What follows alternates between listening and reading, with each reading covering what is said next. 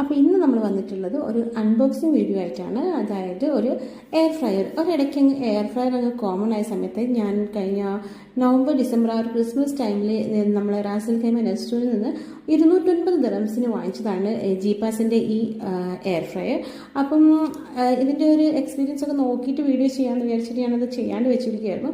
അപ്പോൾ ഇപ്പോൾ ഞാൻ വിചാരിച്ചു എന്തായാലും നിങ്ങൾക്ക് അതിൻ്റെ ഒരു അൺബോക്സിങ് നിങ്ങളായിട്ടൊന്ന് ഷെയർ ചെയ്യാമെന്ന്. അപ്പോൾ ജീപ്പാസിൻ്റെ 3 ലിറ്ററിൻ്റെ ബ്ലാക്ക് എയർ ഫ്രയർ ആണ് നമ്മൾ വാങ്ങിച്ചിട്ടുള്ളത്. 2 ഇയർ വാറണ്ടിയാണ് അവർ നമുക്ക് പ്രൊവൈഡ് ചെയ്യുന്നത്. എയർ ഫ്രയർ എത്ര സേഫ് ആണെന്ന് എനിക്കറിയില്ല, പക്ഷേങ്കിൽ യൂസ് ചെയ്യാനും അതിൻ്റെ കാര്യങ്ങളൊക്കെ കുറച്ച് ഈസിയാണ്, സ്മൂത്താണ്.